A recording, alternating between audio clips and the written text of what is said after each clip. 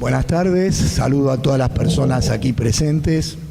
Voy a explicar en primer lugar por qué nos sentamos así, porque la idea del desarrollo de la actividad va a ser un diálogo entre el doctor Carrió y el doctor Farrell, a quienes voy a pasar a presentar. A mi izquierda, inmediatamente a mi lado, se encuentra el doctor Alejandro Carrió, y luego a la izquierda de él, a su lado, el doctor Martín Farrell. Voy a pasar a presentar al doctor Martín Farrell. El doctor Martín Farrell es abogado de la Universidad de Buenos Aires, doctor en Derecho de la Universidad de Buenos Aires. Este es un currículum reducido, ¿no es cierto? Diploma de honor de la carrera de abogacía, premio CONEC de platino en ética, investigador honorario del Instituto de Investigaciones Filosóficas de la Sociedad Argentina de Análisis Filosófico, doctor honoris causa de la Universidad de Palermo.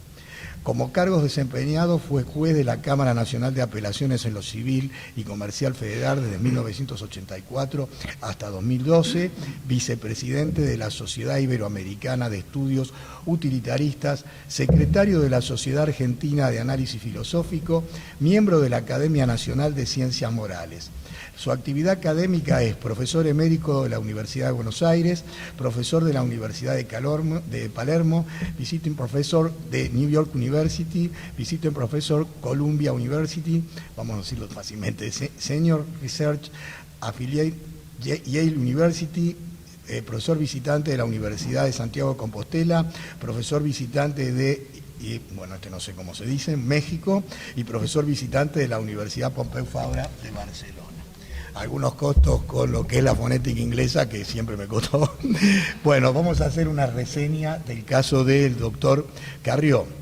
El doctor Carrió es abogado especializado por la Universidad de Buenos Aires, especializado en Derecho Penal y Constitucional, también de la Universidad de Buenos Aires, Master of Law de la Universidad de Luisiana, Estados Unidos, investigador y profesor visitante de esa universidad y en la de Siracusa, y académico visitante de la Universidad de Columbia, estas últimas ambas en Nueva York, profesor de la Maestría de Derecho de la Universidad Torcuato Di Tella, profesor adjunto en la Universidad de Buenos Aires, docente de posgrado en la Universidad de Palermo, miembro fundador y actual vicepresidente de la Asociación de Derechos Civiles, una organización no gubernamental establecida en 1995 para la afirmación de los derechos y principios constitucionales con actividad en áreas de litigio, de interés público, defensa de la libertad de expresión y privacidad y monitoreo y funcionamiento de los poderes del Estado. Integra el Consejo de Administración del CIPEC, ha publicado numerosas obras jurídicas y ensayos sobre los principales casos judiciales. Colabora con periódicos de la Ciudad de Buenos Aires y también escribe ficción. Es autor de la novela Favores de Estado. Bien, aquí hay algo muy interesante. El lunes pasado se cumplieron 40 años, es decir, el 22 de abril, de lo que fue el juicio a las juntas militares. Un hecho histórico no solo para la Argentina, sino también para el mundo, porque era la primera vez que en un proceso de transición de una dictadura militar a una democracia se generaba la posibilidad de juzgar a la dictadura que había sido la que había cometido un conjunto de delitos de lesa humanidad. Antecedentes reales no existían, porque la transición argentina hay que analizarla de un modo diferente del resto de las transiciones políticas que hubo en el país. ¿Qué quiero decir con ello? La transición argentina fue, como lo he dicho muchas veces con Freddy, una transición de ruptura. Esto significa que no era que nosotros habíamos recuperado la democracia como un acuerdo, como resultó con Chile, como resultó con Uruguay, como resultó con Brasil y con otros países de América Latina, sino que habíamos recobrado la democracia como consecuencia del desmoronamiento del régimen, y ese desmoronamiento se debía a su fracaso en la Guerra de las Malvinas. Además de muchas otras situaciones, pero creo que fue el hecho determinante. ¿Y por qué lo digo? Porque el 30 de marzo de 1982 estuvimos en la Plaza de Mayo en un movimiento de reivindicación de la democracia. Yo era muy joven, y luego ahí murió una persona de apellido Flores, y luego hubo otro acto, el 2 de abril de ese mismo año, es decir, 2 días después, donde mucha gente iba a la plaza para reivindicar lo que era la ocupación de las Islas Malvinas. Había una sociedad muy inestable desde el punto de vista de sus criterios y además todavía estaba muy acendrada en América Latina la doctrina de la seguridad nacional. En ese ámbito es que a un grupo de personas, juristas, voy a mencionar a 4 de ellos, me refiero al doctor Carrió, padre del doctor Alejandro Carrió, al doctor Farrell, que está aquí presente con nosotros, al doctor Carlos Nino y al doctor Malamud Gotti, se les ocurre desarrollar la posibilidad de que se juzgue a las juntas militares. Según cuentan en el libro, y seguramente lo van a hacer entre ustedes más que con mi conocimiento, era difícil realizar este objetivo y un candidato recibe este análisis como un gran interés y como una iniciativa además casi propia, lo dirán ustedes mejor, que es el caso del doctor Alfonsín. Y allí se lleva lo que va a ser este juicio, que va a ser un hecho fundamental y que va a traer como consecuencia, yo creo que podamos festejar además 42 años de democracia, porque por fin la democracia se estabilizó hasta hoy en la República Argentina. Los dejo con ellos, que van a hacer un diálogo, y espero que nos resulte satisfactoria la charla. Muchísimas gracias y muchísimas gracias a ustedes. Bueno, buenas tardes a todos, gracias por la presencia de ustedes. Con mucha alegría, ¿se escucha bien? Ok. Con mucha alegría veo que hay personas de distintas generaciones, o sea, hay algunos ya de mi edad, que eso no siempre es algo para sentirse orgulloso. Hay gente un poco más joven, pero además veo que hay o estudiantes o por lo menos gente más joven. Y la verdad que es muy bueno cuando uno quiere hacer un poco de historia y sobre todo con la posibilidad que tenemos de que estén uno de los protagonistas de esa historia y haya interés en la juventud respecto a esas cosas, porque una cosa es leer algo en un libro y otra cosa es escucharlo de primera mano de la gente que participó de eventos importantes de la historia. Así que bueno, un agradecimiento a la convocatoria y a la presencia de todos ustedes. Un gran agradecimiento, por supuesto, a la Facultad de Derecho de la Universidad de La Plata, acá dignamente representada por el decano Miguel Berri, quien además ha tenido este gesto de grandeza de no ocupar el lugar central como le hubiera correspondido, porque así nos facilitaba el diálogo con Martín Farrell. Les cuento cómo pensamos esto, yo se lo transmití en su momento al doctor Berri y después a Martín, y era esto. Cuando yo empecé a investigar para escribir este libro, Alfonsín y los derechos humanos, había algunos hechos que yo tenía bastante claros, o por haberlos investigado, o básicamente por haberlos vivido. Entonces, ese fue como mi punto de arranque para este libro. Lo que yo había vivido o investigado era la tremenda violencia que imperó en la Argentina durante toda la década del 70. Y eso no es algo que me contaron, es algo que yo lo viví. Yo me he ido de la Facultad de Derecho porque se habían agarrado a balazos facciones contrarias peleándose por una bandera, por ejemplo. Y esa era la Argentina. A partir de los 70 empezó una violencia encabezada por organizaciones guerrilleras, y discúlpenme la franqueza, pero no hay otra forma de describirlas que con esa palabra. O sea, nosotros no podemos edulcorar con adjetivos supuestamente más livianos lo que fue la actitud de organizaciones guerrilleras que durante la década del 70 cometieron una gran cantidad de hechos criminales. Y esos hechos criminales eran asesinatos, secuestros, tomas de rehenes, secuestros para obtener rescates, cifras millonarias, atentados no solamente contra las fuerzas de seguridad, muchos de ellos fueron obviamente contra las fuerzas de seguridad, pero también en la volteada cayeron sindicalistas, religiosos, profesores, jueces. O sea, la violencia iniciada por las guerrillas en la década del 70 es un hecho que no podemos olvidar, porque sucedió. Eso fue entre los 70 y 73. Lo malo fue que la actuación de estos organismos guerrilleros, lejos de haber cesado cuando asume un gobierno constitucional en el 1973, aumenta. Si uno analiza, y me alegro mucho que estén hablando del juicio a la Junta, si uno analiza la sentencia que dicta la Cámara Federal cuando condena a algunos integrantes de las juntas militares, van a ver que ahí enumera 41 hechos de violencia, 41 hechos de violencia hasta el año 76, y la gran mayoría de esos hechos de violencia habían sido perpetrados ante un gobierno ya democrático. O sea, de los 41 hechos de violencia que enumera la sentencia, 33 de esos 41 fueron desplegados contra un gobierno democrático.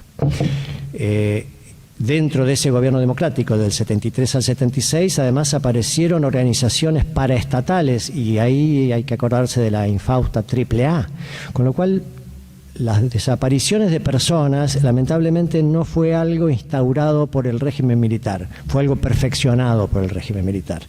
Y eso también hay que saberlo, porque hay que entender el panorama, y aquí ya voy a lo que con el que quería cerrar esta especie de pequeña introducción, el panorama con que se encuentra Alfonsín cuando, tras la violencia de las organizaciones guerrilleras, la violencia de las organizaciones paraestatales al estilo de la AAA, y obviamente la frutilla del postre, que es el método absolutamente criminal con el cual las Fuerzas Armadas, a partir de 1976, decide repeler la acción de las organizaciones guerrilleras. Y ahí ingresamos en lo más oscuro de la historia que yo pueda recordar, que fue el terrorismo de Estado. Hasta ese momento yo no tengo nociones de un terrorismo de Estado que haya tenido la virulencia que tuvo el terrorismo de Estado instaurado a partir de 1976. Porque ahí las desapariciones pasaron a ser el método de investigación y represión de las guerrillas, y además ahí con una mano totalmente ancha, porque las desapariciones eran a cualquiera que se tuviera alguna sospecha de que tenía simpatías o pertenencia a alguna organización guerrillera. Argentina cayó en algo bajísimo en ese momento, bajísimo, y lo más trascendente, sobre todo cuando uno habla desde una facultad de Derecho, la Argentina a fines de los 70, principios de los 80, no podíamos decir que era un Estado de Derecho, porque no lo era. Estaba plagado de acciones criminales que no recibían la sanción ni la respuesta estatal correspondiente. Bueno, ese es el panorama que enfrenta Alfonsín cuando asume la presidencia en diciembre de 1983. Una violencia de la década anterior sin antecedentes en la República Argentina, de todos los focos, de todos los lados imaginables, de la izquierda, de la derecha, obviamente del gobierno militar y demás. Y ahí Alfonsín, yo creo que nos sorprendió a varios, no a Martín Farrell, y de eso quiero hablar ahora, y en la primera semana de gobierno dicta 3 decretos históricos, y son 3. 2 de ellos muy relacionados entre sí. Uno es el 158 del año 83, que ordenaba el enjuiciamiento de las juntas militares, de las 3 primeras juntas militares, enjuiciamiento que Alfonsín tenía la capacidad jurídica de ordenar en su calidad de comandante en jefe de las Fuerzas Armadas, y por eso es que le ordena al Consejo Supremo de las Fuerzas Armadas, y es una orden, no era algo que el Consejo pudiera evitar, no era una sugerencia, iniciar un juicio dentro del ámbito militar, porque en aquel momento el Código de Justicia Militar que regía determinaba que los delitos, y no necesariamente los delitos militares, sino que cualquier delito cometido por las fuerzas militares tenía que ser juzgado, por lo menos en una primera instancia, por el Código de Justicia Militar. Entonces, esa es la razón de ser del decreto 158. El segundo decreto, bastante emparentado con el 158, del que vamos a hablar también un ratito, tiene que ver con una creación de Alfonsín que terminó siendo maravillosa, que fue la CONADEP. Ese fue un invento de Alfonsín. Y el tercer decreto, del que se ha hablado menos, pero yo creo que le da a la política de derechos humanos de Alfonsín el necesario equilibrio, fue el decreto 157 del año 83, que se dictó el mismo día del decreto 158, por el cual se ordenaba la promoción de investigaciones criminales respecto de los líderes de las organizaciones guerrilleras. Porque la respuesta totalmente criminal de las Fuerzas Armadas a lo que había sucedido había sido una respuesta a algo, y ese algo había sido el accionar de los líderes guerrilleros. Entonces, en un decreto que mencionaba expresamente a personas como Firmenich, Vaca Narvaja, Galimberti, Perdía, Gorriarán Merlo, Pardo, bueno, había 7 nombres. Alfonsín sentía que el decreto 158, que obviamente tenía en su cabeza, no podía dejar de estar acompañado por otro decreto que mostrara que si en los años 70 había habido violencia en la Argentina, los militares no podían ser los únicos que debían ser juzgados por eso. Entonces, ahí vino la conjunción de estos 3 decretos que fueron soltados así la misma semana, y que por lo menos para los hombres de derecho de la Argentina, yo tenía 30 años en ese momento, o sea, ya era un abogado y ya ejercía la profesión. Y yo sentí honestamente que eso había sido maravilloso, que era la respuesta que le permitiría a la Argentina refundar su Estado de Derecho, porque no podía ser que semejante década de violencia e ilegalidad pasara desapercibida.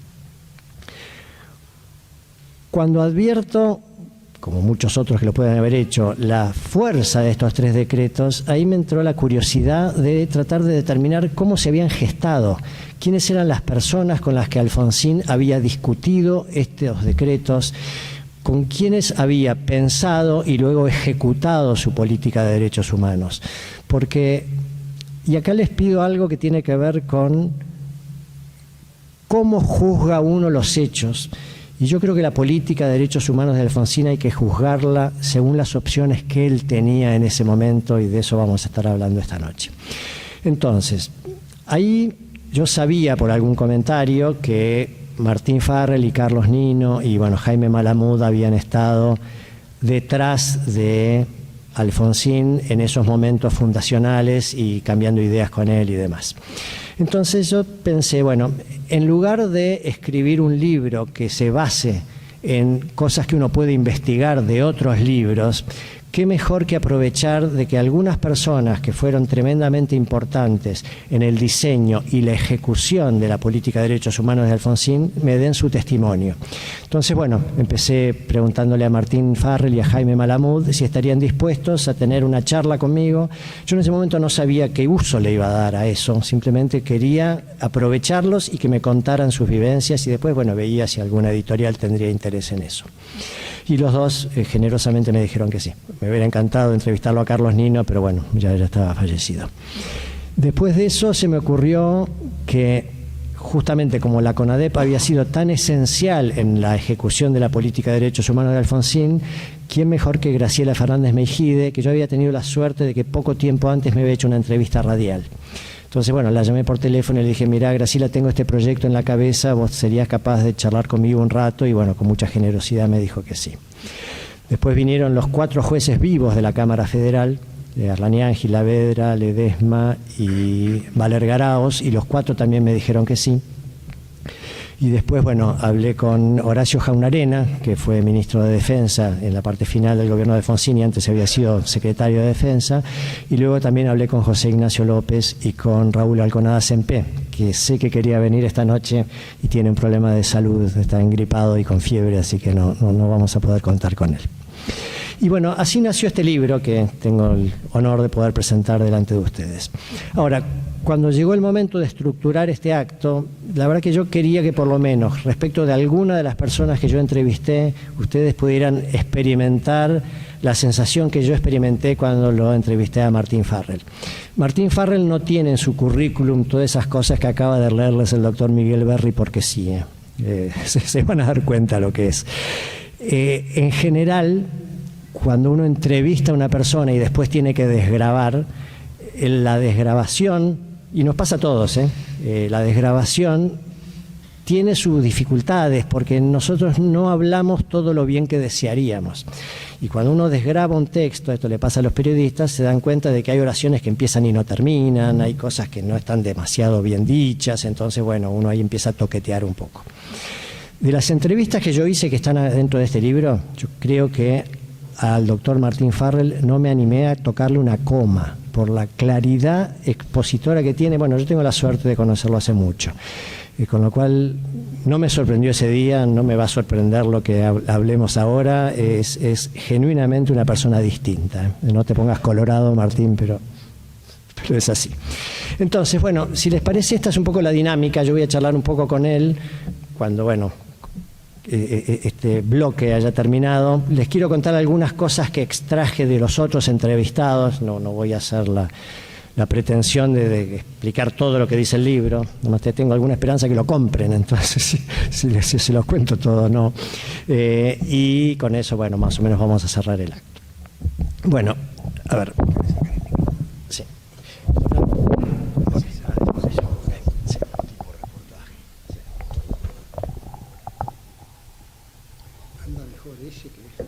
Sí. Bueno, a ver, Martín, me contaste, y me encantaría que lo reproduzcas, ¿cómo fue que te acercaste a Alfonsín? ¿Por qué? ¿Qué buscabas? ¿Qué impresión te causó cuando lo conociste? ¿Qué cosas les fue pidiendo? Etcétera. Muchas gracias por invitarme, es un gusto estar acá. Cuando terminó la Guerra de las Malvinas, no hacía falta ser muy inteligente para descubrir que el proceso había concluido. Realmente no daba para más y tampoco era muy difícil predecir que el final del proceso era la convocatoria a unas elecciones democráticas. Mi idea personal era que esas elecciones iban a arrojar un triunfo peronista, lo cual me deprimía por dos razones. La primera, porque yo era radical. La segunda, porque representaba la culminación de un círculo vicioso. Habían hecho una revolución en el año 76. Había habido 7 años de sangre, de muerte, de torturas. Iban a entregar después el gobierno a las mismas personas a las cuales habían hecho la revolución, mostrando que todos esos 7 años de sufrimiento habían sido completamente inútiles. Entonces, sin optimismo y sin esperanza, me pareció que había que hacer un esfuerzo para apoyar la candidatura radical. Éramos muy amigos con Jaime Malamud y con Carlos Nino y pensamos los tres que teníamos que asesorar de alguna manera en la campaña y contribuir a que se acercaran por lo menos a los votos peronistas. Pero teníamos una dificultad. Éramos 3 desconocidos, de manera que acercarse a Alfonsín no era sencillo, porque ¿cuál podía ser el interés de Alfonsín en contactarnos a nosotros? Así que teníamos que buscar a alguien conocido que nos auspiciara, nos asesorara y nos acercara a Alfonsín, y hablamos con Genaro Carrió, que era uno de los principales juristas que había en la Argentina y que hubo en la Argentina en el siglo XX. Él respondió de inmediato con entusiasmo y con gran generosidad. Y dijo, sí, estoy con ustedes, voy a trabajar con ustedes. Entonces sí fue más sencillo el contacto con Alfonsín. Yo era amigo de Juan Octavio Gauna y Yuyo se ofreció a conseguirnos una entrevista con Alfonsín en su casa. Y efectivamente, ahí fuimos, Genaro Carrió, Jaime y yo. Carlos Nino intentó ir, pero como ocurría siempre, se perdió en el camino y terminó en otra casa y no pudo estar presente en la primera entrevista. Y llegamos con 15 minutos de anticipación por las dudas. Puntualmente apareció Alfonsín y Genaro le explicó exactamente lo que queríamos. Y después, como yo le comentaba a Alejandro, se produjo un silencio. Alfonsín no reaccionó. Yuyo, con el dueño de casa, tampoco. Y nosotros 4, que eran los invitados, tampoco, porque eran los que íbamos a pedir algo. El silencio se hizo largo y en un momento dado yo pensé, bueno, nos va a decir que no, y como es un hombre educado, está tratando de ver la forma menos dolorosa de decirnos que no. Y en ese momento la cara de Alfonsín se iluminó con una enorme sonrisa, abrió los brazos y dijo, me han hecho el día. Y ahí nos dimos cuenta que había salido todo bien. Dijo, empecemos a trabajar. Y yo le pregunté, hay dos elecciones, la interna y la nacional. ¿Quiere que empecemos a trabajar para la interna? Y me dijo, no, la interna está ganada, trabajemos para la nacional. Nos reunimos a partir de la semana que viene. Y durante la campaña, en un momento dado, apareció la candidatura de la Rúa. No era una candidatura para despreciar. Y el candidato a vicepresidente era Perete, que era un buen candidato. Entonces yo volví a decirle, mire, ahora tiene realmente elecciones internas. ¿No quiere que hagamos algo para las internas? Y me volvió a decir, escúcheme una cosa. En realidad hay dos internas, déjeme que le explique. La primera es la elección de delegados al Comité Nacional. Esa la puedo ganar o perder, porque es una elección federal. Son 4 delegados por distrito y distritos chicos, y de la Rúa puede ganar esa elección. Pero no me interesa, porque la elección del candidato a presidente es por voto directo, y tengo una enorme ventaja. Así que le repito, trabaje para la elección nacional. Al cabo de 20 días se llevó a cabo la elección de delegados al Comité Nacional y Alfonsín, esa elección que pensó que tal vez podía perderla, la ganó ampliamente, tan ampliamente que de la Rúa declinó su candidatura, así que tenía razón en su optimismo. Y así empezamos a trabajar con una persona por la cual concebimos primero simpatía, después respeto, después admiración, y al final de la campaña había llegado ya al nivel de adoración, porque era una persona extremadamente carismática, culta, agradable, interesada, responsable, serio, en fin, terminamos todos fanáticos alfonsinistas, y así seguimos trabajando hasta el final bajo la dirección de una persona que era realmente muy talentosa y cuya muerte realmente sentí mucho, que fue Dante Caputo, que fue canciller de Alfonsín después en el gobierno. Dante coordinó la campaña, se encontraba con nosotros diariamente y a pesar de no ser abogado, entendía todos los temas jurídicos de un modo inmediato y profundo. Así que la campaña fue realmente la muestra de que se podía hacer política de un modo desinteresado. Ninguno de nosotros jamás pidió ningún cargo. Todos obtuvimos después cargos sin haberlos pedido. Ninguno de nosotros peleó con el otro. Ninguno de nosotros conspiró contra el otro. Empezamos como buenos amigos y terminamos como buenos amigos. ¿Está retumbando un poco este micrófono?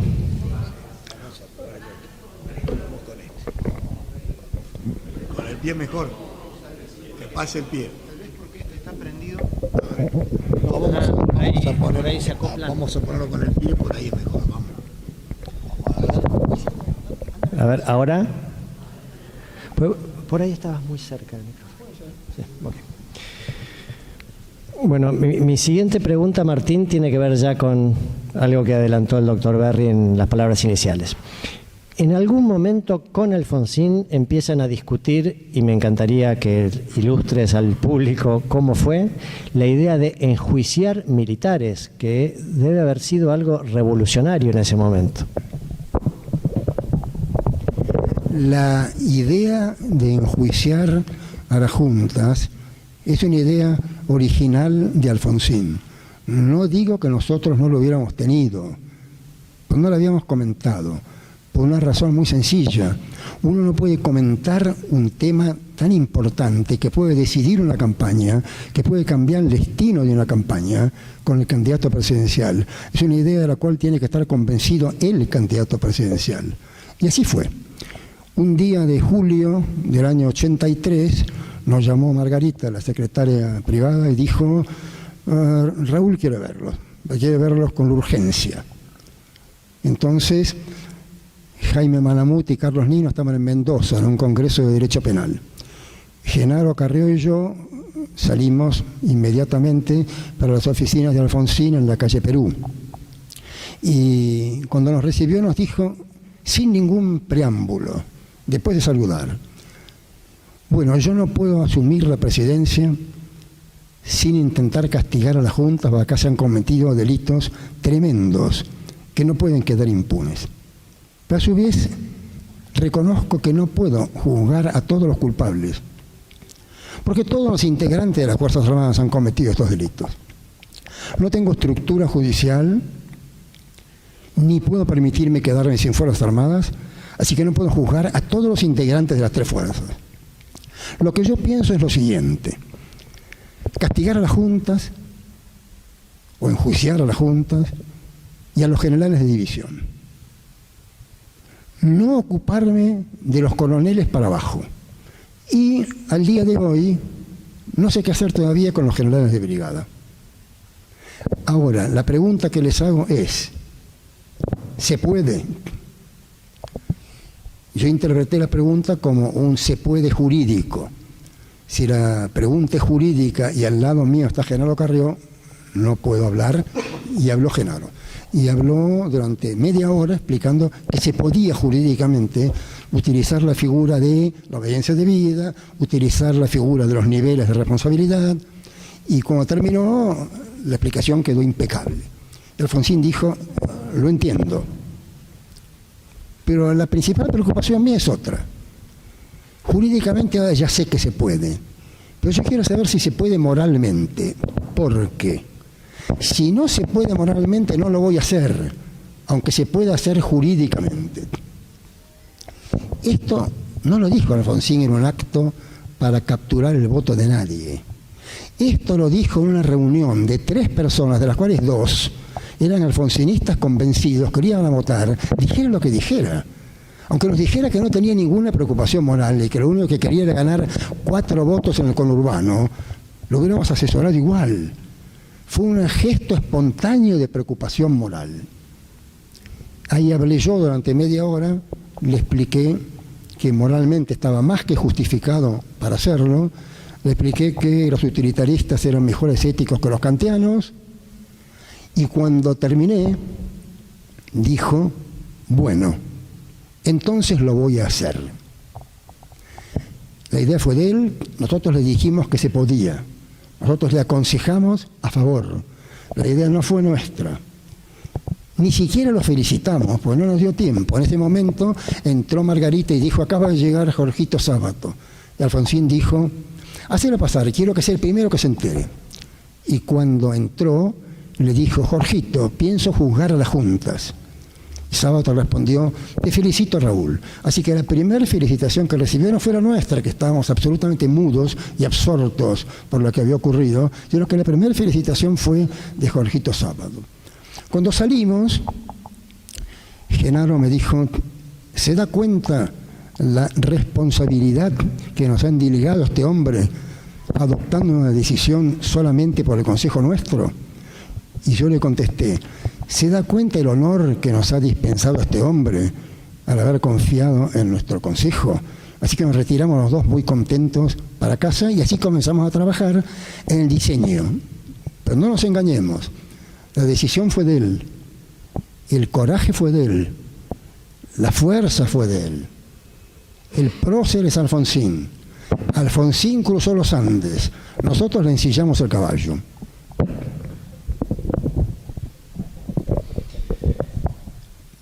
Martín, en algún momento de ese mismo periodo sucede un hecho por el que Alfonsín los convoca nuevamente y otra vez con carácter de urgencia y otra vez para que ustedes hagan algo de manera inmediata.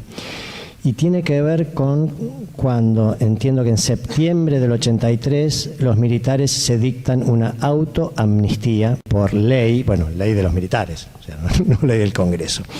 Y entiendo que eso provocó en Alfonsín un deseo de producir una respuesta inmediata. Sí, y esa vez convocó por teléfono porque estaba en España. Y su reacción también fue espontánea y clarísima. Esto hay que rechazarlo. Tienen 24 horas para escribir el documento de rechazo. Así que nos pusimos a trabajar rápidamente y redactamos el documento que contestaba al documento del gobierno. Y en un momento dado, las reuniones se hacían en el estudio de Alfonsín en la Avenida de Mayo, porque la sede de Perú estaba absolutamente infiltrada por los servicios y todos los cuartos tenían micrófonos. Entonces uno de los lugares donde no había micrófonos era el estudio que Alfonsín compartía con Horacio Costa y Dante Giadone en la Avenida de Mayo. Fuimos allí a hablar con Germán López, que estaba coordinando el rechazo al documento. Y cuando estábamos yendo al estudio de Germán López en el coche de Jaime, teníamos el documento casi todo escrito. Y estaba bien, me parecía correcto. Y en un momento dado, Carlos Nino dice, pero en todo este documento no hay una sola referencia jurídica, no hay un solo artículo de ninguna parte, no hay una cita jurisprudencial, no tenemos nada. Es un rechazo a una ley de autoamnistía sin un solo argumento, nada más que argumentos políticos y morales. Y ya no sabíamos qué hacer porque estábamos en el auto rumbo al estudio. Y Jaime dijo, en la parte de atrás del auto tengo un código penal comentado. Y como era una camioneta, desde adentro se podía llegar al baúl. Y yo estaba en el asiento de atrás, así que yo trepé hasta el baúl, recuperé un código y me dijeron, bueno, a ver, saca algo de ahí. Y yo sabía muy poco de derecho penal, así que lo abrí por el índice. Y el índice decía A, amnistía, autoamnistía, lo abrí en esa página y tuve la suerte de que ahí decía, la autoamnistía es nula, Corte Suprema, fallos tal, tomo tal. Entonces, contento, se los conté a Jaime, Nino y Carlos, agarraron la lapicera y anotá. Y por si fuera poco, la autoamnistía es nula, fallo tal, tal. Así terminamos de redactar esa parte de la respuesta al gobierno. Pero faltaba todavía el toque final y no pensábamos, de todos modos, darle publicidad si no lo miraba Genaro. Así que el día siguiente, que era un sábado, aparecimos nuevamente en el estudio, lo terminó de ver Genaro, lo pulió Genaro, pero faltaba algo que Alfonsín inmediatamente advirtió y avisó. Falta la condena al terrorismo. El último párrafo del documento, que se llama No es la palabra final, fue agregado también a último momento por disposición correcta de Alfonsín, porque nosotros nos habíamos concentrado en replicar los argumentos del gobierno militar. Alfonsín dijo, no, pongan que también yo condeno el terrorismo. Y el último párrafo es una condena al terrorismo, porque dice, todo esto que estamos diciendo en contra del gobierno militar no quiere decir que estemos a favor del terrorismo. Y así se gestó el rechazo a la ley de autoamnistía. Quiero aclarar que la decisión de juzgar a las juntas quedaba nulificada, quedaba aniquilada por la ley de autoamnistía. De manera que en realidad Alfonsín tuvo que adoptar dos decisiones. Primero, juzgarlos, y segundo, rechazar la autoamnistía, que el peronismo había aceptado. Luder la había aceptado. Luder había dicho que era irreversible, que no podía discutirse desde el punto de vista constitucional. Y Alfonsín desde el primer momento decidió rechazarla. Y esto nos permitió apreciar otra dimensión de la personalidad de Alfonsín. Ese hombre era un líder, porque no consultaba con nadie, no trataba de especular con nadie, no negociaba con nadie. Si creía que tenía que jugar a las juntas, decía, bueno, entonces lo voy a hacer. Y se acabó.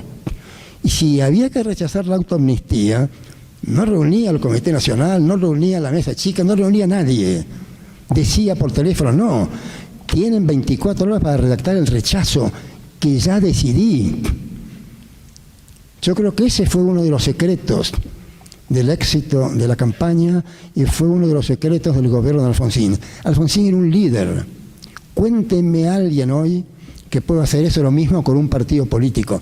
No me digan Milei porque no tiene partido político. Con un partido político estructurado, con comités en todos los pueblos, con convención, con Comité Nacional, con delegados al Comité Nacional, con candidatos a todos los cargos partidarios.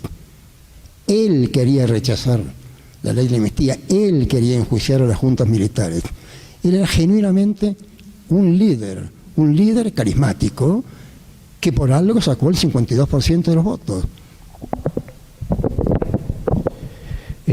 Seguro recordás que 30 días antes de la elección, en un discurso en Ferro, Alfonsín anuncia públicamente lo que venía discutiendo con ustedes. ¿te sorprendió que lo hiciera en ese momento? ¿Fue exactamente lo que venían charlando o adicionó ahí alguna cosa que te sorprendiera? No, fue exactamente lo que discutimos desde un principio, exactamente la idea del original. Alfonsín sabía el qué, sabía qué quería. Lo que no sabía es el cómo se diseña el juicio. Sabía que quería un juicio, no sabía cómo se hacía. Entonces lo que le dimos nosotros fue el cómo. Pero él quería los 3 niveles, a él se le ocurrieron los 3 niveles, y él anunció los 3 niveles porque tenía otra preocupación moral, que comentaba en privado. Yo no puedo hacer todo esto si no se lo cuento a los electores, si no se lo cuento a los ciudadanos. Si me van a votar, tienen que saber qué es lo que voy a hacer, exactamente y con toda precisión. Había 50.000 personas en la cancha de Ferro, estábamos Jaime, Carlos y yo, y lo contó con toda claridad. Léanlo, está en internet. Dijo exactamente que iba a aplicar obediencia debida, iba a aplicar castigo a los que se le hubieran excedido de la obediencia debida, y que no iba a castigar a los individuos que habían simplemente obedecido órdenes. Lo dijo desde el acto de Ferro el 30 de septiembre. Después hubo problemas en el Senado y al final después hubo que volver al plan original. La idea original de Alfonsín no tuvo nada que ver con Semana Santa. Es una idea que tuvo desde el primer día que consideró la cuestión. Ahora que hablas de los niveles de responsabilidad, déjenme decir algo que después seguramente lo retomemos más adelante. A Alfonsín se lo criticó mucho por haber establecido estos niveles de responsabilidad y haber hablado de excesos, en el sentido de que él quería que se juzgara a las juntas militares, a todos los generales con mando de tropas a cargo de zonas y subzonas, y sentía que además había que penar a los que hubieran cometido excesos. ¿Y qué quería decir la palabra excesos? Y por otro lado, como bien explicaba Martín recién, a los que habían obedecido órdenes que él consideraba que no se los debía juzgar, y seguramente por lo que les explicó a Martín y a Genaro Carrió en ese momento, es: yo no tengo el poder para enjuiciar a todas las personas que hayan cometido delitos.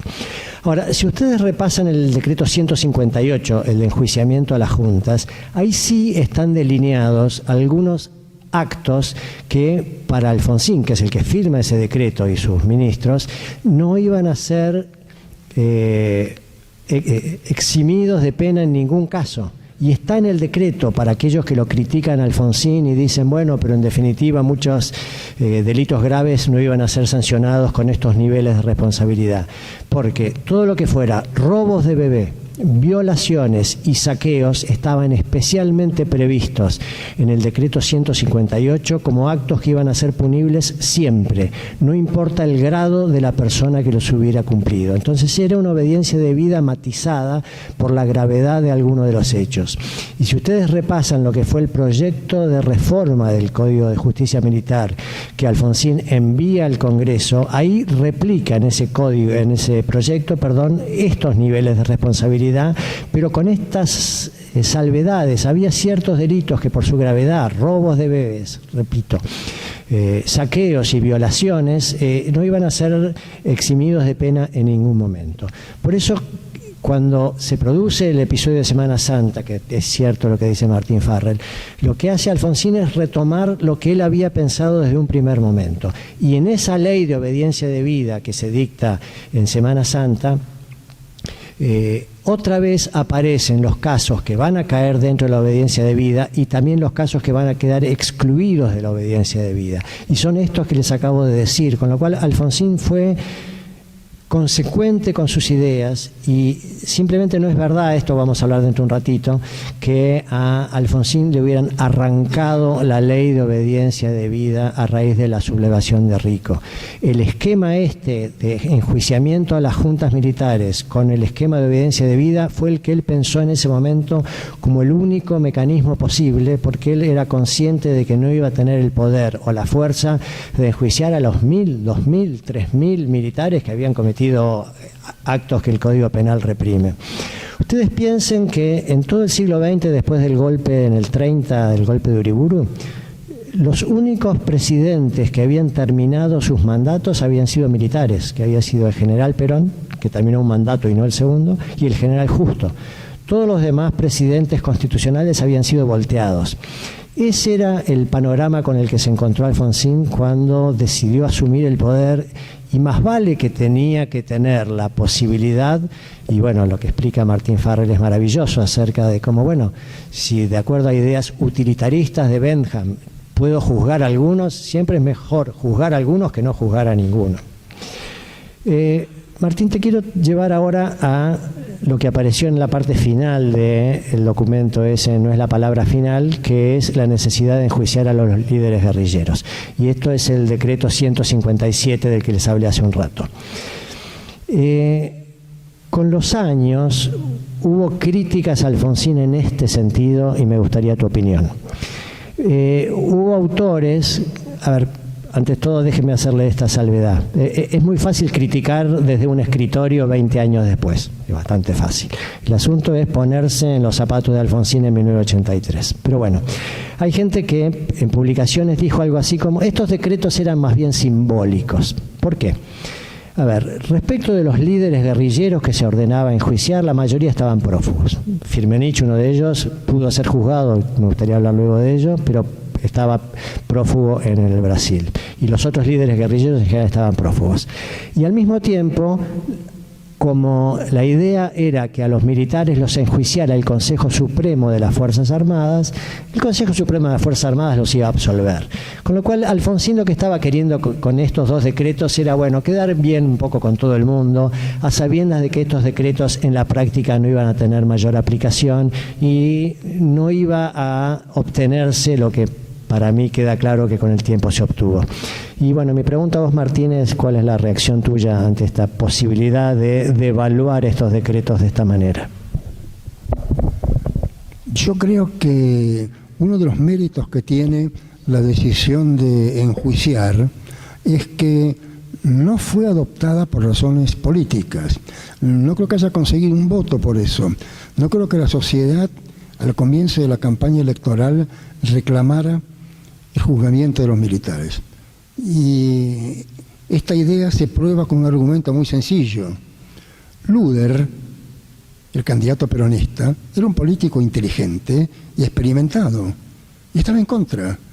Si hubiera traído votos juzgar a los militares, todos los candidatos hubieran pedido juzgar a los militares. No se van a perder los peronistas la oportunidad de conseguir votos. De manera que la sociedad no lo reclamaba.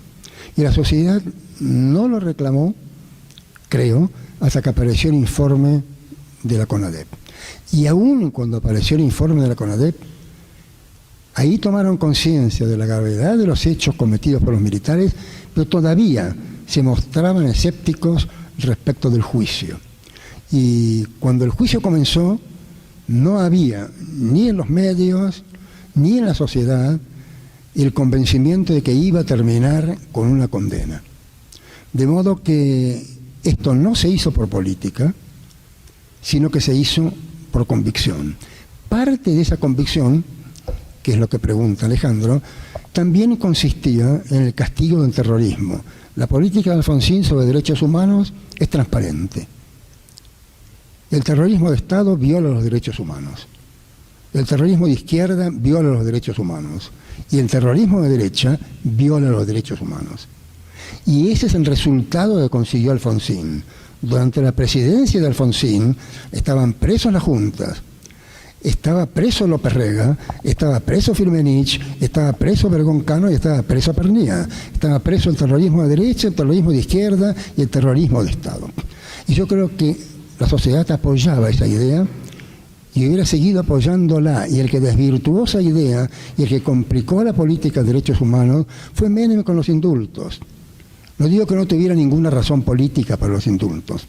Lo que digo es que desde el punto de vista moral y desde el punto de vista del sentido de justicia y desde el punto de vista de la satisfacción de la sociedad respecto del castigo a los culpables, los indultos crearon una situación de resentimiento que después condujeron a la segunda ola de juicios de lesa humanidad. ¿Pudiste ir a alguna de las audiencias del juicio y en ese caso qué impresión te llevaste? No, No fui a las primeras audiencias ni fui a las últimas audiencias porque pensé que podía considerarse de alguna manera una intromisión. Yo en esa época ya era juez de la Cámara Federal Civil y no quería de ninguna manera inmiscuirme en las actividades de la Cámara Federal Penal, a todo cuyos integrantes conocía, por supuesto, pero tampoco quise perderme un hecho histórico, así que fui una vez, por lo menos para decir que estuve. Sí, estuve. El juicio fue una hazaña. Los 6 camaristas son héroes que combatieron la indiferencia, la falta de recursos, la inexistencia de las computadoras, la inexistencia de Internet, el trabajo con máquinas de escribir, una sociedad que en general estaba indiferente, más, por supuesto, el incuestionable poder de los militares.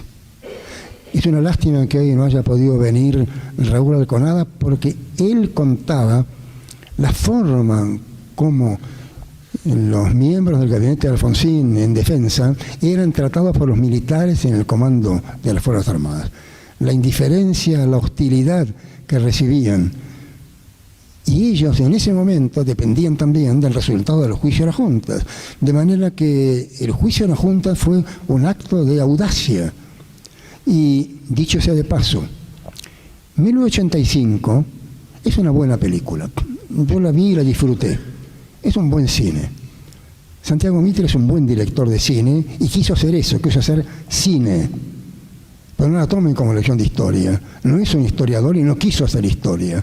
De manera que la película contiene mucho de buen cine y algunos errores históricos serios. Por ejemplo, los militares no querían que se publicara el informe de la CONADEP, no querían que se publicara, no querían que se conociera, porque afectaba a todas las Fuerzas Armadas. Alfonsín estaba decidido a publicarlo y a que se hiciera conocer. La situación era tan precaria que les doy un solo detalle para que ustedes puedan apreciarlo. La CONADEP trabajó en el Teatro San Martín, que está en el centro de Buenos Aires, en la calle Corrientes y Paraná. El informe tenía que ser enviado a la Casa de Gobierno, que debe estar a 20 cuadras de allí. Era un informe muy voluminoso y tenía que ser custodiado por personal policial. La policía mandó una dotación para llevar el informe a la Casa de Gobierno. Al frente de esa dotación había un comisario. El comisario estaba denunciado por torturas del informe de la CONADEP que él estaba custodiando hasta la Casa de Gobierno. En esas condiciones precarias trabajó la CONADEP, que dicho sea de paso, el peronismo, por las dudas, no quiso integrar. En esas condiciones se llevó a cabo el comienzo, digamos, de recopilación de pruebas. Mitre piensa que Estracera y su fiscalía recopilaron las pruebas. No podían haber hecho eso. No tenían los medios, no tenían los recursos. Un empleado de Estracera recorriendo la Puna de Atacama buscando testigos, eso es una ridiculez. Las pruebas salieron de la CONADEP. La CONADEP consiguió los testigos. Estracera también es un héroe, lo admiro profundamente, lo conocí y lo respeté. Pero no buscó las pruebas, hizo algo muy importante, acusó con éxito. Esa era su tarea, pero no buscó las pruebas. Y cuando el informe se iba a publicar, los militares amenazaban con un golpe. Ustedes no estaban vivos y estas circunstancias fueron poco conocidas, pero en 1985, cuando se desarrollaba el juicio de las juntas, hubo que declarar el estado de sitio. Declarar el estado de sitio para amenazas de golpe. Las amenazas de golpe no eran en broma, fue necesario declarar el estado de sitio. Nadie quería declararlo. Había en el gabinete una gran tristeza. Trócoli y Alconada estaban absolutamente desolados por tener que declarar el estado de sitio. No lo hicieron por gusto. En ese ambiente se desarrollaba el juicio de las juntas. Cuando se decidió publicar el informe de la CONADEP, el gobierno se mantuvo firme ante las presiones militares. Y ahí el ministro del Interior, que era Trócoli, pronuncia el discurso que tanto critica Santiago Mitre, como si fuera un socavamiento de la actividad de la Cámara Federal. Lo único que hace Trócoli es decir, Estamos presentando un informe que explica las atrocidades del terrorismo de Estado, pero también hubo terrorismo de derecha y también hubo terrorismo de izquierda. Siempre fue la política del gobierno, y yo suscribo totalmente el discurso de Trócoli, que de un modo absolutamente falso queda como una suerte de villano de los derechos humanos en 1985.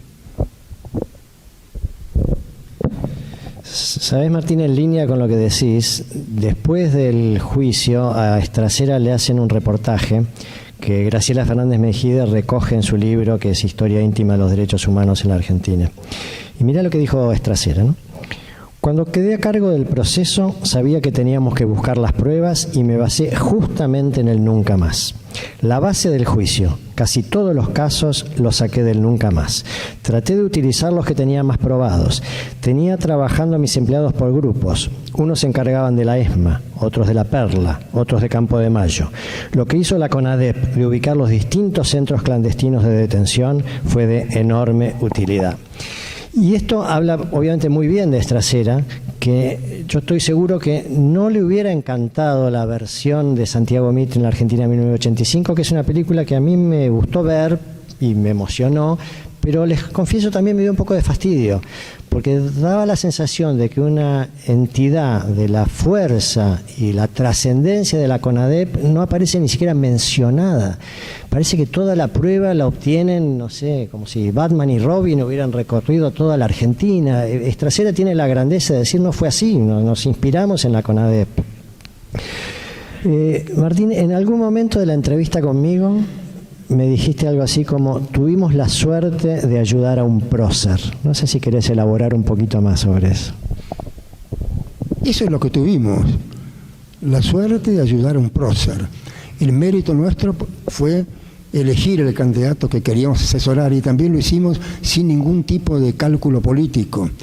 Nosotros tres, y con Genaro, asesoramos a Alfonsín con la convicción firme de que iba a perder. Y lo asesoramos porque creíamos que era nuestro deber moral. Pensamos que era imposible ganarle al peronismo, y hasta el último día pensábamos que la elección estaba perdida. Cuando había terminado ya la campaña, yo fui hasta las oficinas de la campaña por las dudas que faltara algo. Ya no había nada que hacer, ya había habido encuestas favorables, ya había habido 800.000 personas el 9 de julio, yo seguía convencido de que las elecciones estaban perdidas. Cuando llegué a las oficinas de la campaña no había nadie, porque ya no había campaña, pero estaba Dante Caputo solo, en un escritorio, y yo entré y le pregunté, ¿hace falta algo? ¿Alguna cosa más? No, dice, ya está todo listo, tenemos todo arreglado, andate. Y cuando me estaba yendo me dijo, no, un momento, espera, hace una semana que quiero darte algo y nunca tuve tiempo para dártela. Tomá, y me entrega un sobre impreso como una invitación a un casamiento. Me dice, abrilo, decía Martín Farrell y señora. Lo abro y decía, en una invitación impresa, Dante Caputo y señora invitan a usted a su residencia el día 30 de octubre para celebrar el triunfo de Raúl Alfonsín. Y Dante sabía que yo estaba convencido de que perdíamos, y yo sabía que él sabía. Entonces me quedo inmóvil con la invitación en la mano y no sabía qué contestarle. Vuelvo a leer la invitación y digo, no me pones la hora, Dante. Y Caputo estalla en una carcajada y me dice, tenés razón, ¿a qué hora te vas a convencer vos de que ganamos? Vamos a ver. Y vos vas a aparecer por casa a las 9 de la noche, porque antes vos no te vas a convencer. Así que más o menos a las 11 te espero, pero estás invitado desde las 6. Lo peor del caso es que llegué a las 9 de la noche, porque no me convencí hasta las 8:30, contra toda lógica y contra toda evidencia. Tenía 2 televisores puestos en 2 extremos de mi casa e iba de uno a otro y no lograba procesar los resultados favorables porque estaba convencido de que íbamos a perder. Y en un momento dado iba de un televisor a otro y mi esposo estaba en el balcón del escritorio que daba a la calle Callao, que es una avenida muy transitada de Buenos Aires, y me dice, ¿pero qué estás haciendo? Y yo le digo, estoy mirando los resultados en dos canales. Y me dice, no seas estúpido, deja el televisor y asómate al balcón. Me asomé al balcón y la calle estaba cortada y había 3.000 personas bailando. Y yo pregunto asombrado, ¿qué hacen bailando acá por Callao? Mi esposa me dice, festejando el triunfo de Alfonsín. Cosa que todavía no logré procesar sin volver a mirar el televisor. Entonces bajamos, festejamos un rato y después dijimos, tenemos que ir a lo de Dante Caputo. Cuando llegué a la casa de Dante y me vio llegar, estalló en otra carcajada, miró su reloj y dijo, llegaste exactamente a las 9. Así que estábamos convencidos, realmente lo hicimos por convicción. Y bueno, salió por suerte. Y por suerte se convirtió en un prócer. De todo esto no tenemos mérito ninguno, salvo que no lo hicimos interesadamente. Eso es cierto.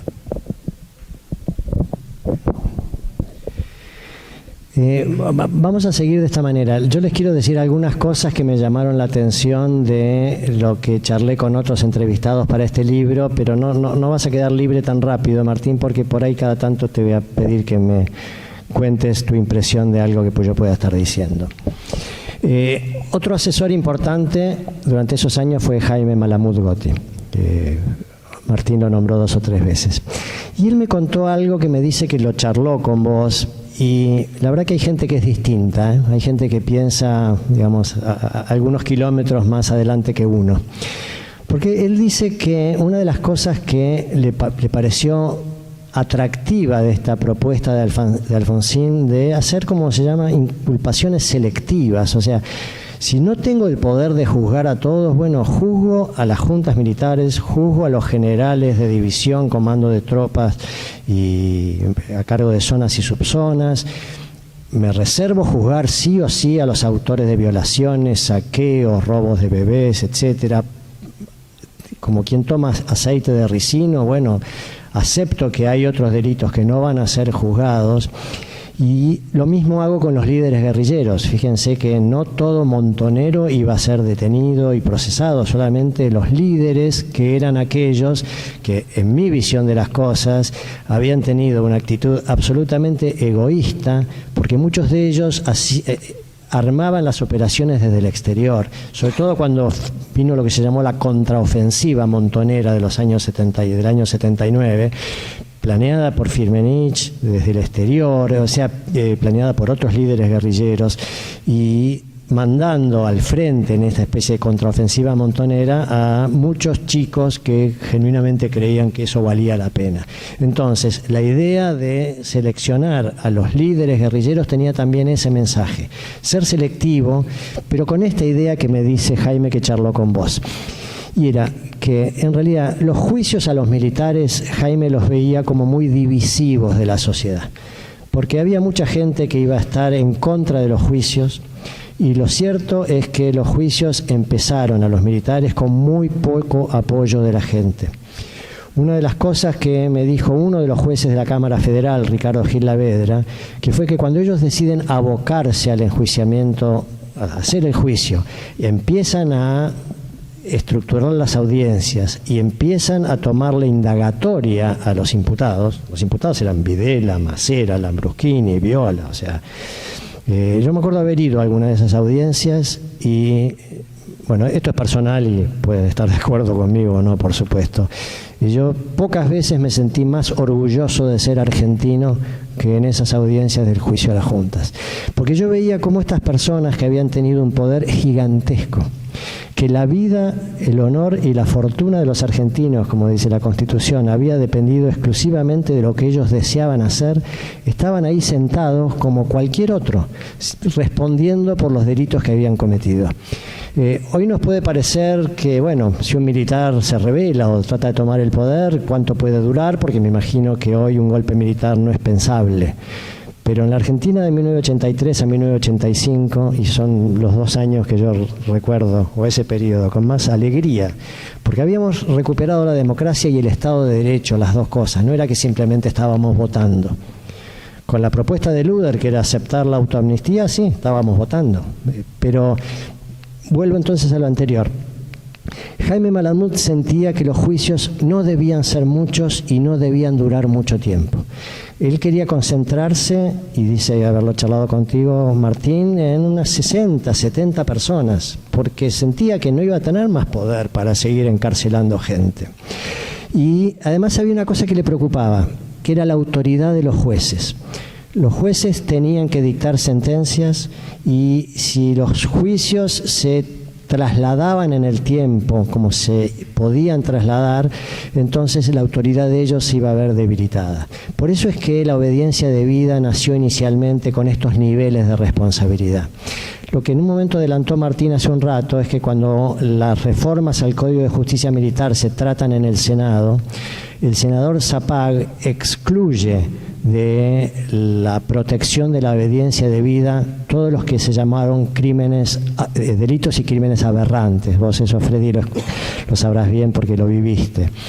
Y la preocupación, por lo menos que me transmite Jaime Malamud, era que con el proyecto de ley estaban determinados los juicios que se podían llevar a cabo.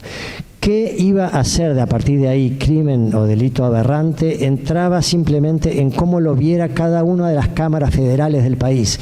Entonces, lo que para uno podría ser de una manera, para otro podía ser otra. Y eso a él le llamaba la atención como algo que no era sano, o sea, tener los juicios abiertos durante tanto tiempo. No sé si recordás esto que estoy contando, Martín, de lo que me decía Jaime. En un principio había la idea en los asesores de Alfonsín de vetar la redacción del Congreso de la Ley de Obediencia Debida porque los crímenes aberrantes desvirtuaban completamente la norma. Pero también contenía esa ley algo muy importante, que era la posibilidad de que la Cámara Federal se abocara a las decisiones del Consejo Supremo de las Fuerzas Armadas en el caso de que ellos absolvieran o tendieran a absolver a los militares. Si esa ley era vetada, era difícil conseguir después esa autorización para la Cámara Federal, porque uno de los rasgos de todo el procedimiento contra los militares consistió en el respeto estricto de los derechos y garantías constitucionales. Y uno de los problemas que se planteó es el problema del tribunal, como dijo Alejandro. Y recuerdo que estábamos en una reunión con Borrás y Jaularena antes de que asumiera Alfonsín, pero a pocos días de que asumiera Alfonsín, y Borrás hizo una pregunta absolutamente adecuada y pertinente. Dijo, bueno, ahora sabemos perfectamente cómo vamos a juzgar a los militares. ¿Quién va a juzgar a los militares? Y como yo tengo formación de abogado, la respuesta es automática. Yo le dije, la pregunta tiene que ser, ¿quién debe juzgar a los militares? Entonces Borrás contestó, el Consejo Supremo. Dije, bueno, si el Consejo Supremo debe juzgar a los militares, el Consejo Supremo va a juzgar a los militares. Bueno, no podemos empezar violando normas jurídicas, porque somos justamente los precursores de un Estado de Derecho. Borrás advirtió, con toda razón, lo van a absolver. Y yo, con total estupidez, le dije, no, yo tengo confianza de que los militares se puedan castigar a sí mismos, porque ya lo han hecho en el informe Malvinas. Tenía totalmente razón Borrás. Pero había una precaución, había un seguro, había un resguardo, que era la vocación de la Cámara Federal en el caso de que el Consejo Supremo mostrara que no iba a juzgar a los militares. Como eso estaba en la misma ley que había modificado la obediencia debida, la ley quedó. Fue un error. Como fue un error también presentar después en el Congreso, en el año 87, la ley de obediencia debida como un retroceso o una claudicación. Había que haberla presentado como exactamente lo que fue: la vuelta a la idea original, la vuelta al principio que dio lugar a los juicios de los militares. De manera que el 87 fue nada más que el regreso al 82-83. Y así debió haberse presentado, no con una concesión graciosa del Congreso a una necesidad del Poder Ejecutivo por culpa de unos militares descontentos. No, es la idea del Poder Ejecutivo de volver a su proyecto original. De manera que lo único que no sé es si el senador Zapag lo hizo de buena o de mala fe. No tengo la menor idea. Si lo hizo de buena fe, lo hizo de un modo muy equivocado. Realmente fue una torpeza extraña en un hombre con la experiencia política que todos los APAJ tienen. Porque ¿a quién se le ocurre que alguien va a iniciar un juicio contra los militares que siguen reteniendo la fuerza fáctica por estacionar mal el auto? ¿Por qué? ¿Por no pagar una multa? ¿Por pegarle a la mujer? No, es violaciones, raptos, asesinatos, torturas, arrojar gente al Río de la Plata. Todos los delitos por los cuales los íbamos a acusar en Navarrante. ¿Qué quiere decir que están exentos de la obediencia debida? Entonces quiere decir que todos los delitos están exentos de la obediencia debida. Y si lo hizo de mala fe, es imperdonable, porque la verdad que creó muchos problemas. Jaime trató de arreglar el problema de la diversidad de criterios de las cámaras federales del interior con la ley de punto final, que fue una idea de él equivocada. Él pensó que si se le concedía un plazo a los jueces, plazo muy corto, para iniciar acciones penales o la acción penal quedaba caduca, los jueces directamente iban a dejar pasar ese plazo, no iba a haber más citaciones a los militares. Los jueces hicieron exactamente lo contrario. En esos 60 días llamaron a cuanto militar había en su jurisdicción a declarar.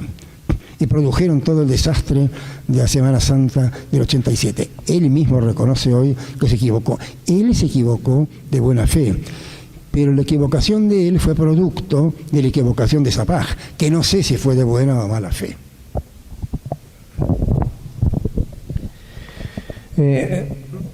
No, por suerte las charlas con Martín uno no se cansa, pero quiero rendirle un mínimo homenaje a otros de los entrevistados y quiero simplemente decirle algunas cosas que escuché decir de ellos que, bueno, dado que es un acto de presentación del libro, me parecería injusto no mencionarlo. A ver, de las personas que entrevisté, una de las que me causó mayor impresión y admiración fue Graciela Fernández Meijide. Graciela Fernández Meijide tiene hoy 94 años y todavía sigue siendo un placer escucharla. Es una persona que tiene una claridad mental, una rectitud acerca de cómo vivió ella los derechos humanos, y si hay alguien que podría haber sido vengativa fue ella, y sin embargo nunca lo fue. Es el día de hoy que sigue teniendo un concepto de lo que está bien y lo que está mal que no varió desde que empezó su lucha por los derechos humanos, que empezó de la manera más injusta posible, que fue cuando le secuestraron a su hijo Pablo, que era un chico que estaba en la escuela secundaria. Se acababa de cambiar de colegio y se había hecho amigo de un grupito, sin conocer él demasiado los antecedentes de ese grupito. Ese grupito desapareció y Pablo, el hijo de Graciela, también. Graciela sintió en ese momento que ella tenía que ser algo adicional a simplemente ir con las madres de Plaza de Mayo los jueves a dar vuelta a la plaza. Y ingresó en la Asamblea Permanente de los Derechos Humanos. Para los jóvenes, la Asamblea Permanente de los Derechos Humanos fue el organismo más valiente que tuvo la Argentina en los años 70, porque no solamente unían la lucha por los derechos humanos con marchas, pancartas y demás, sino además a través de algo que fue tremendamente útil para la CONADEP, que fue reunir las pruebas. La Asamblea Permanente de los Derechos Humanos, que una persona que iba frecuentemente, firmaba habeas corpus, asesoraba a personas y demás, fue Alfonsín. Graciela Fernández Meijide lo conoció a Alfonsín en la Asamblea Permanente por los Derechos Humanos. Ahí estaba también Bravo, un dirigente, Alfredo Bravo se llamaba, que fue detenido por los militares y, bueno, la Asamblea metió un habeas corpus de un día para otro. La Asamblea Permanente por los Derechos Humanos fue responsable del primer habeas corpus que la Corte Militar tomó con alguna seriedad, que fue el caso Pérez de Smith, porque eran tantos los habeas corpus que se presentaban y que eran todos respondidos de la misma manera, y es el Ministerio del Interior diciendo no sé nada de esta persona, los comandantes a cargo de las unidades militares diciendo no sé nada de esta persona y las comisarías diciendo no sé nada de esta persona. A ver, si uno tiene que rankear los terrorismos, es cierto que el terrorismo de Estado merece un nivel de reproche especial, porque es la suma del poder público. O sea, cuando hay terrorismo de Estado, nosotros los ciudadanos no tenemos a quién recurrir, porque si todas las fuerzas de seguridad están cooptadas por el gobierno militar de turno, si el Ministerio del Interior lo está, si la policía lo está, por más juez bien intencionado que haya, que lo puede haber habido en los años del proceso, ¿qué hace un juez ante un habeas corpus? Empieza que no va a ponerse el juez, él, persona física, a golpear las puertas de las casas a ver si está el desaparecido. Entonces, bueno, eso hizo que ante la gran cantidad de habeas corpus que eran rechazados, bueno, en esto, discúlpenme la referencia al apellido, pero Alfonsín, antes de pensar en un habeas corpus colectivo, que es lo que se le presentó a la Corte, bajo la herramienta de la privación de justicia, lo consultó a mi padre, a Genaro Carrió, que fue en realidad quien ideó que uno de los mecanismos que tiene la Corte para intervenir directamente sin la intervención de instancias inferiores, esto surge del decreto 285 del 58, cuando en el artículo 24, inciso séptimo, habla de la jurisdicción de la Corte, y aparte de la jurisdicción que ustedes conocen, la de la Constitución, la de la Ley 48 y demás, es los casos en que la intervención de la Corte sea necesaria para remediar una situación de privación de justicia. Entonces, fue en el seno de la Asamblea Permanente por los Derechos Humanos que se gestó y se firmó el planteo de privación de justicia en favor de un representante del sindicato de Luz y Fuerza, que fue Smith, y su mujer en ese momento, la señora Pérez de Smith, es la firmante de ese pedido de privación de justicia. Y la Corte Militar, que tenía su sensibilidad, la tenía, bueno, de hecho, granjeándose la enemistad de toda la Junta Militar, hizo lugar esa Junta Militar al habeas corpus de Timerman, que es un hecho que debe ser aplaudido por algo que hizo la Corte, pese a haber sido una Corte de un gobierno militar. Bueno, y la Corte del gobierno militar, en Pérez de Smith, sacó una sentencia con términos muy duros explicando que las desapariciones de personas era un hecho absolutamente grave y que era obligación de los poderes públicos hacer todo lo posible para que los habeas corpus por lo menos tuvieran un poco más de investigación. Cuando Alfonsín crea la CONADEP, el lugar donde se inspira para buscar gente es en la Asamblea Permanente por los Derechos Humanos. Varios dirigentes de la Asamblea, como Monseñor de Nevares, Carlos Gattinoni, bueno, la misma Graciela Fernández Mejide, todos ellos fueron a parar a la CONADEP, y ahí exportaron el método de recolección de evidencias que la CONADEP que la Asamblea Permanente había instaurado. Pero con este aditamento ya había cambiado las autoridades, y dentro del decreto 183 del año 83, que es el de creación de la CONADEP, se le daba a la CONADEP la posibilidad de visitar lugares de detención. Y ahí fue donde Graciela Fernández Mejide, aprovechando toda la documentación que ella arrastraba de la Asamblea Permanente por los Derechos Humanos, y acá hago un paréntesis. La Asamblea Permanente fue objeto de un allanamiento durante la época del gobierno militar, con el argumento seguramente de que, bueno, si ahí iban algunas personas a explicar que le había desaparecido algún familiar, entonces era una buena fuente de información de quiénes eran los guerrilleros o sus familiares y demás. Previendo la posibilidad de un allanamiento en la Asamblea Permanente por los Derechos Humanos, a Graciela Fernández Mejide se le ocurrió hacer una copia de todas las denuncias que habían recibido en ese momento y llevarlas a la Embajada de Suecia. Eso fue mérito de ella, eso me lo relató en la entrevista. Cuando se conforma la CONADEP y se le autoriza a los integrantes de la CONADEP a visitar regimientos militares, a ella y a otros integrantes de la CONADEP se les ocurre lo siguiente, y es, estaban apareciendo, por suerte, algunas personas que ya habían sido liberadas de sus lugares de detención.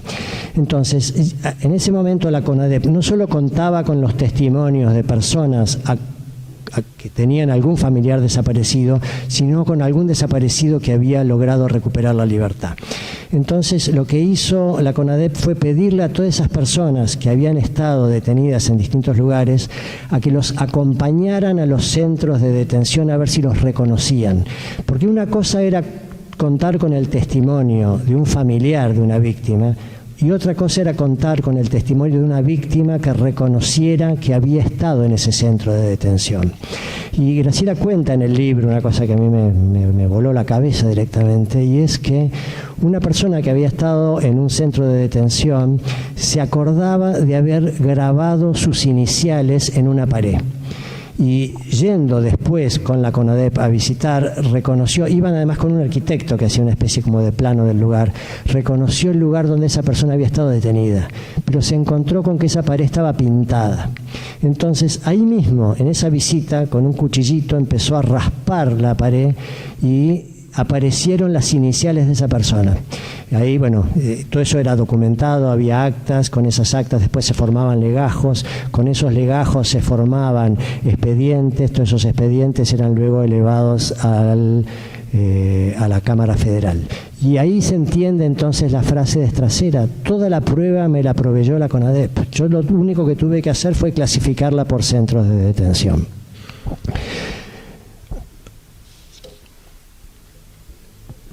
Otra persona que entrevisté y que me fue de gran utilidad fue Horacio Jaunarena. Horacio Jaunarena tuvo que bailar con la más difícil, que fue la relación con los militares mientras se desarrollaban los juicios a las juntas. Y me explicó una cosa que yo entendí, y es por qué era imposible juzgar a más de 50, 60, 80 personas por los delitos cometidos por los militares. Porque en algún momento se iba a cortar lo que se llamaba la cadena de mandos. O sea, supongan que hay un capitán que quiere ser juzgado, porque en aquel momento, a raíz de justamente lo que explicaba Martín, de cómo se había modificado la ley de obediencia debida, todo lo que podía entenderse como crimen aberrante iba a ser juzgado. Entonces citan a un capitán a declarar en Córdoba, y ese capitán se resiste a ir. Quien tendría que obligarlo a ir es el teniente, alguien que está por arriba de él, pero que sabe que puede ser la próxima persona que va a ser citada a declarar en calidad de imputado. Entonces, ahí es donde se advirtieron que, tal como había pensado Alfonsín la ley de obediencia debida al principio y los niveles de responsabilidad, era la única manera de justamente asegurar la cadena de mandos. A ver, yo siempre he sido bastante escéptico de las llamadas sentencias exhortativas, declarativas. O sea, ¿de qué nos sirve declarar la existencia de un derecho si no tenemos la capacidad de hacer cumplir esa sentencia?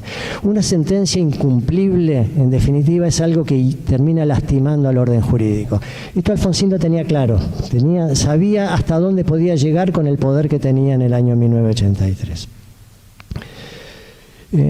Jaunarena me contó otra cosa que tenía que ver con la importancia que tenía para Alfonsín el trabajo de la CONADEP.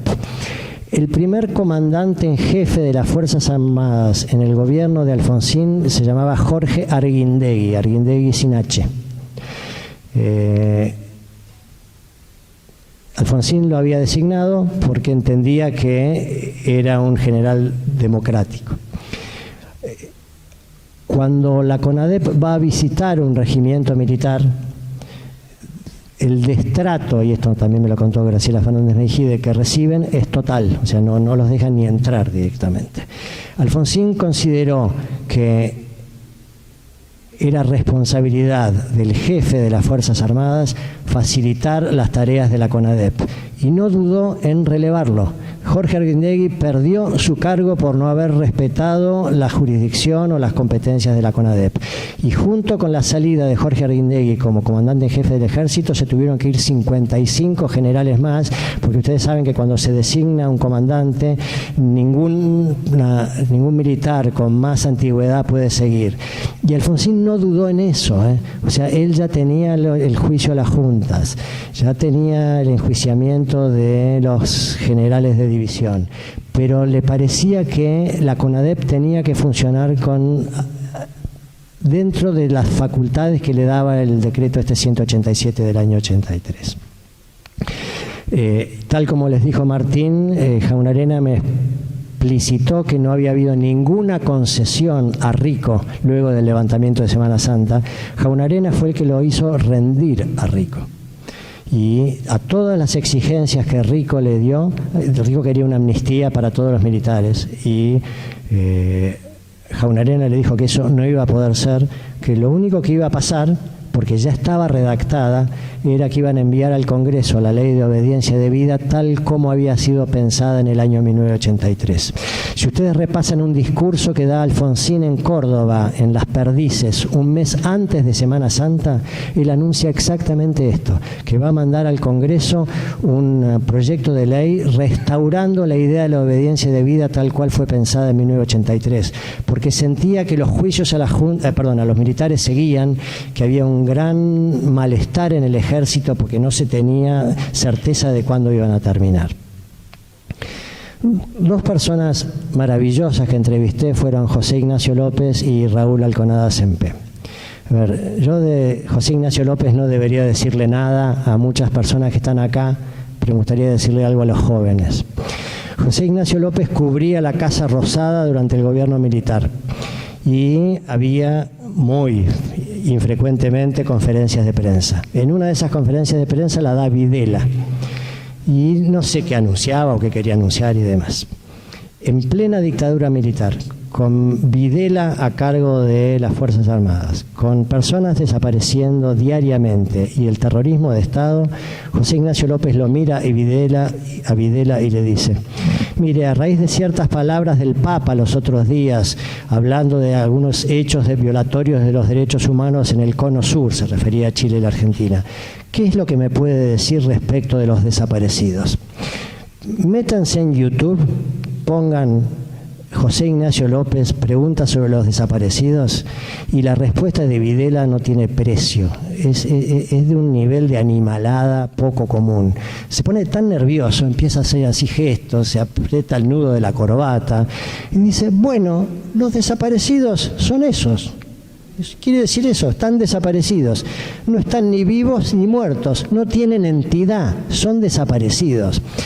Las agallas que había que tener en 1978, 1979 para hacerle esa pregunta a Videla en la Casa Rosada, bueno, esa pregunta se la hizo José Ignacio López. José Ignacio López me contó, y Raúl Alconada Sempé también, cómo fue que idearon la CONADEP. Y la CONADEP la idearon justamente con la idea de sacar a sus miembros de la política. O sea, no querían los tomas y dacas de la política que empezaran a negociar cargos y demás.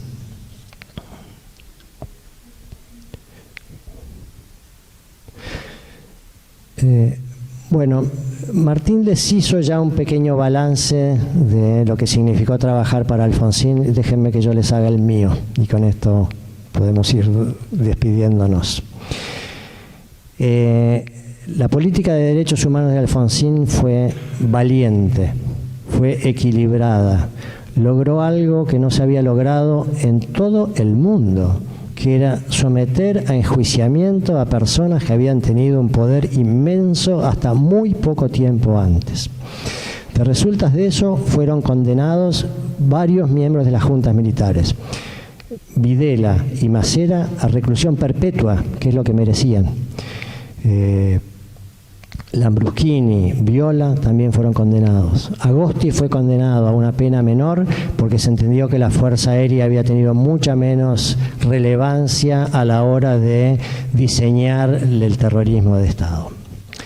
Pero la Cámara Federal, la de estos jueces tan maravillosos que tuvimos, siguió condenando gente y no terminó solamente con las juntas. Después de eso vino el juicio al comisario Echecolatz, se acordarán de él, también condenado, al comisario Richeri, también condenado, a un cabo policial que se llamaba Vergés, también condenado. Estaba preso Suárez Mason porque estaba a cargo de una zona y como tal debía estar preso. Estaba preso López Rega. Estaban presos un montón de militares por haber sido exceptuados de los alcances de la ley de obediencia debida justamente por haberse descubierto casos de violaciones, robos de bebés. Cuando Menem dicta sus indultos, que fueron en los años 89 y 90, repasen esos indultos, van a ver la cantidad de militares indultados. Con lo cual es injusto respecto de Alfonsín pensar que con la ley de obediencia debida, tal cual la pensó, y tal cual insistió con ella en el año 87, eso era un viva la pepa para los militares. Y Menem debió indultar muchos militares que estaban siendo sometidos a proceso, incluso en el 90, por alguno de estos delitos tan graves que yo le estaba diciendo. Vamos a los guerrilleros. Estaba preso Firmenich. Firmenich lo habían extraditado de Brasil y lo habían sometido a proceso por dos hechos independientes que tramitaron ante dos cámaras federales distintas. Una fue el secuestro a los Born, donde murieron dos de los acompañantes de los Born. Otro fue el asesinato a Soldati, donde murió un acompañante de Soldati. Otro fue un atentado a Aleman, ¿se acuerdan? El funcionario de economía, donde también hubo dos víctimas más. Había sido condenado como jefe de una asociación ilícita Obregón Cano. Y los demás líderes guerrilleros estaban convenientemente prófugos, y si la política de derechos humanos de Alfonsín se hubiera mantenido, hubieran seguido prófugos y no hubieran vuelto al país a vanagloriarse de las cosas que hicieron en los años 70. Esta es la política de derechos humanos de Alfonsín, que yo celebro, y si bien la frase es de Martín, yo se la replico, y es, para mí Alfonsín fue efectivamente un prócer. Bueno, nada más, muchas gracias.